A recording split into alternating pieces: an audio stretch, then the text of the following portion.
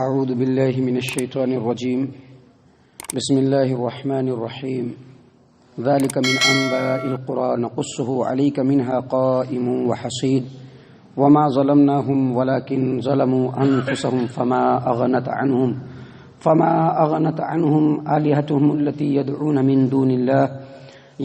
من دون الله من شيء لما جاء أمر ربك وما زادوهم غير تتبيب وكذلك أخذ ربك إذا أخذ القرى وهي ظالمة إن أخذه عليم شديد إن في ذلك لآية لمن خاف عذاب الآخرة ذلك يوم مجموع له الناس وذلك يوم مشهود وما نؤخره إلا لعجل معدود. محترم سامعین اکرام، سورہ ہود سورہ نمبر 11 اور اسی سورت سے ابھی آپ کے سامنے آیت نمبر 100 سے لے کر کے آیت نمبر 104 تک تلاوت کی گئی ہے. معزز سامعین اکرام، اس سے پہلے کے آیتوں میں اللہ تبارک و تعالیٰ نے مختلف نبیوں اور ان کے قوموں کا تذکرہ کیا اور ان کی قوموں کو ان کے شرک اور ان کے کفر اور ان کے دوسرے گناہوں کے پاداش میں اللہ تبارک و تعالیٰ نے ان قوموں پر عذاب بھیجا اور اس میں سے بہت ساری قوموں کو نیست و نابود کر دیا، ان کا نام صفحہ ہستی سے مٹا دیا. ان کا تذکرہ کرنے کے بعد اللہ تبارک و تعالیٰ اب نتیجے کے طور پر کچھ باتیں تمام انسانوں کے سامنے بیان فرما رہے ہیں. اللہ فرماتے ہیں ذالک من انباء القری نقصہ علیک منہا قائم وحصید.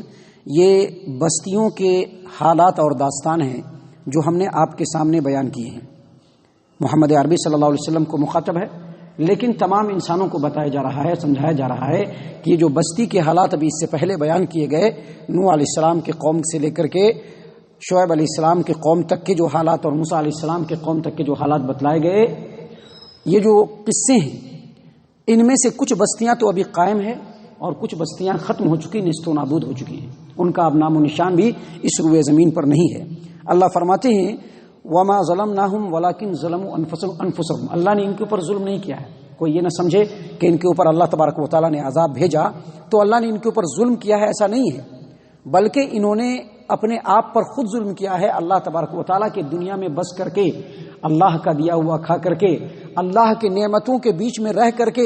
اللہ تبارک و تعالیٰ کی تمام نعمتوں کو لینے کے بعد بھی انہوں نے اللہ تبارک و تعالیٰ کے حکموں کی نافرمانی کی. اللہ تبارک و تعالیٰ کو چھوڑ کر کے دوسروں کے سامنے اپنے ماتھے کو ٹیکا، دوسروں سے اپنے حاجتوں کو اس نے مانگا، دوسروں کو اپنا حاجت روا اور مشکل کشا تسلیم کیا،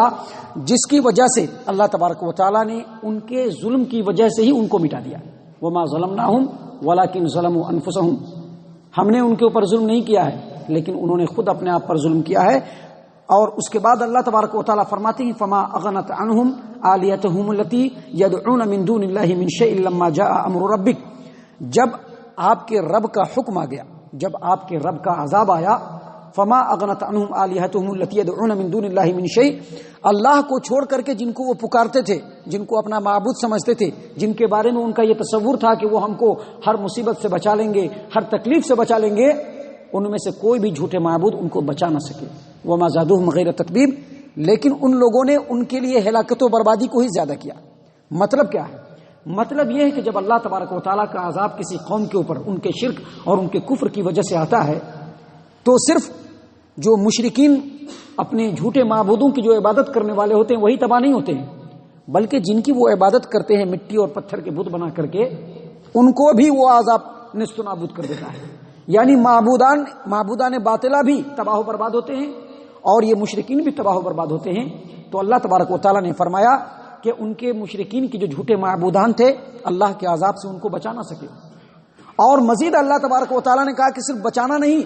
بلکہ غور و فکر کی بات یہ ہے کہ وہ بھی خود ہلاک و برباد ہو گئے جن کی عبادت کی جاتی تھی. جو مٹی اور پتھر کے بت تھے وہ خود بھی ہلاک و برباد ہوئے. صرف وہی نہیں بلکہ ان کے معبودان بھی ہلاکت و بربادی ان کو بھی ہوئی. اور یہ جو مرے، یہ جو ہلاک ہوئے، یہ جو تباہ ہوئے، یہ جو برباد ہوئے، ان کے پیچھے بھی انہی کی عبادت کرنے کی وجہ سے، گویا ہلاکت و بربادی کی جو اصل وجہ تھی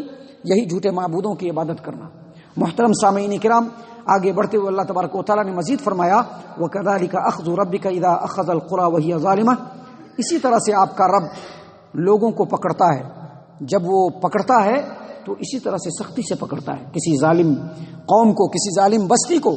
جب اللہ تبارک و تعالیٰ اپنی گرفت میں لیتا ہے تو اسی طرح سے لیتا ہے. ان اخذہ علیم شدید، اور اللہ تبارک و تعالیٰ کا جو گرفت ہوتا ہے وہ بہت سخت اور بہت دکھ دینے والا ہوتا ہے۔ اللہ تبارک و تعالیٰ کسی قوم کو جب مہلت دیتا ہے، جب چھوٹ دیتا ہے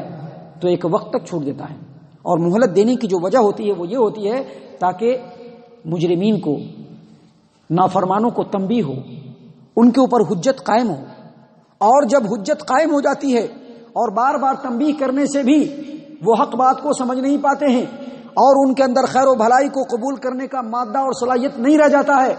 تو اس کے بعد اللہ تبارک و تعالیٰ عذاب بھیجتا ہے، اپنی گرفت میں لیتا ہے، اور اللہ تبارک و تعالیٰ کا جو گرفت ہوتا ہے وہ بڑا ہی سخت اور بہت ہی زیادہ دکھ دینے والا ہوتا ہے۔ اور بسا اوقات ایسا ہوتا ہے کہ جب اللہ کا عذاب آتا ہے تو پوری کی پوری بستی تباہ و برباد ہو جاتی ہے۔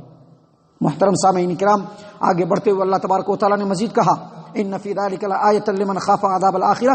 جو آخرت کے عذاب سے ڈرتے ہیں، جو پچھلی قومیں ہیں ان کی جو ہلاکت و بربادی ہوئی، اس میں ان لوگوں کے لیے نشانی ہے، ان لوگوں کے لیے عبرت ہے جو آخرت کے عذاب سے ڈرتے ہیں۔ اور مزید اللہ تبارک و تعالیٰ نے کہا ذالک یوم مجموع لہ الناس وذالک یوم مشہود، اور یہ جو آخرت ہوگی یہ تمام لوگوں کو اکٹھا کرنے کی جگہ اور تمام لوگوں کے سامنے ہی سارا عمل ہوگا۔ محترم سامعین کرام، اس آیت کریمہ کے ذریعے سے اللہ تبارک و تعالیٰ یہ بتلا رہا ہے کہ جو لوگ آخرت پر یقین رکھتے ہیں، آخرت کے عذاب سے ڈرتے ہیں، جن کو ان باتوں کے اوپر یقین ہوتا ہے کہ کل اللہ رب العالمین کے بارگاہ میں جانا ہے اور جا کر کے رب کے سامنے اپنے تمام عملوں کا حساب دینا ہے، ایسے لوگ جو ہوتے ہیں وہ ان واقعات سے عبرت پکڑتے ہیں، نصیحت پکڑتے ہیں، کیونکہ ان کو معلوم ہے کہ جو حشر اس قوم کا ہوا، اگر ہم نے بھی اللہ کی نافرمانی کی تو کل قیامت کے میدان میں رب کے سامنے آ کر کے اپنے تمام گناہوں کا حساب کتاب دینا ہے۔ اللہ نے فرمایا جس دن آخرت ہوگی وہ دن کون سا ہوگا؟ مجموع لہ الناس، تمام لوگوں کو اکٹھا کیا جائے گا۔ وہ یوم مشہود، اور وہ ایسا دن ہوگا جس دن سارے لوگ حاضر کیے جائیں گے، یعنی صرف جمع نہیں کیا جائے گا بلکہ ہر ایک انسان کو اللہ کے بارگاہ میں حاضر ہونا پڑے گا، حاضر ہو کر کے اپنے عملوں کا حساب دینا پڑے گا۔ اور بعض مفسرین نے کہا ہے کہ صرف حساب نہیں بلکہ جو مقدمات ان کے اوپر دائر ہوں گے، جو الزامات ان کے اوپر لگیں گے، ان تمام کے بارے میں اللہ تبارک و تعالیٰ گواہیوں کو پیش کرے گا، تمام کا جو ہے حساب کتاب ہوگا۔ یہی یوم مجموع ہے اور یہی یوم مشہود ہے جس کے بارے میں اللہ تبارک و تعالیٰ نے یہاں پر بیان فرمایا، اور مزید فرمایا وَمَا نُؤَخِّرُهُ إِلَّا لِأَجَلٍ مَّعْدُودٍ، اور ہم نے قیامت کے دن کو جو تاخیر کر دیا ہے ایک وقت مقرر کے لیے، کبھی بھی آ سکتا ہے، ابھی اللہ نے اس کو ڈیلے کر کے رکھا ہے، لیکن کب آ جائے گا اس کے بارے میں کسی کو کوئی پتہ نہیں۔ اللہ کے رسول صلی اللہ علیہ وسلم کا فرمان ہے کہ قیامت ایسے لوگوں پر قائم ہوگی جو بدترین ہوں گے، یعنی دنیا کے اندر خیر ختم ہو جائے گا، نیک لوگ چلے جائیں گے، صرف بدترین لوگ رہیں گے، ان کے اوپر قیامت قائم ہوگی۔ اور اللہ تبارک و تعالیٰ کے رسول صلی اللہ علیہ وسلم نے اور بھی نشانیاں بتلائی ہیں۔ یہاں پر کہنے کا مقصد یہ ہے کہ آخرت کب آئے گی، قیامت کب قائم ہوگی، اس کے بارے میں کسی کو معلوم نہیں، اور انسان کو ان کے موت کے بارے میں بھی کچھ بھی نہیں معلوم ہے کہ کب اس کی موت آنے والی ہے۔ لہٰذا ان باتوں سے اللہ تبارک و تعالیٰ یہ بتلانا چاہتا ہے کہ قیامت کے بارے میں بھی تجھ کو معلوم نہیں، موت کے بارے میں بھی تجھ کو معلوم نہیں، لہٰذا وقت رہتے ہی اللہ تبارک و تعالیٰ کی اطاعت و فرما برداری پہ کمر بستہ ہو جاؤ، گناہوں سے توبہ کر لو، اللہ کے بارگاہ میں جھک جاؤ، وہی اللہ تبارک و تعالیٰ بخشنے والا اور اپنے بندوں کے تمام معاملات کے اوپر رحم کرنے والا ہے۔ اللہ تبارک و تعالیٰ ہم تمام کو نیک توفیق عنایت فرمائے، ہم تمام کو صحیح معنوں میں مومن اور مسلمان بنائے، جو قرآن کریم کی آیات پڑھی جاتی ہیں ان کا ترجمہ اور ان کی تفسیریں پیش کی جاتی ہیں، اللہ تبارک و تعالیٰ ان تمام پر غور و فکر اور تدبر کرنے کی توفیق عنایت فرمائے، ہم تمام کو صحیح معنوں میں مومن اور مسلمان بنائے، جنت الفردوس میں جگہ عطا فرمائے۔ اے اللہ ہم تمام کو جہنم سے پناہ دے، اے رب العالمین ہم تمام کو جہنم سے پناہ دے، اے مالک الملک ہم تمام کو جہنم سے پناہ دے، آمین یا رب العالمین، وما علینا الا البلاغ المبین۔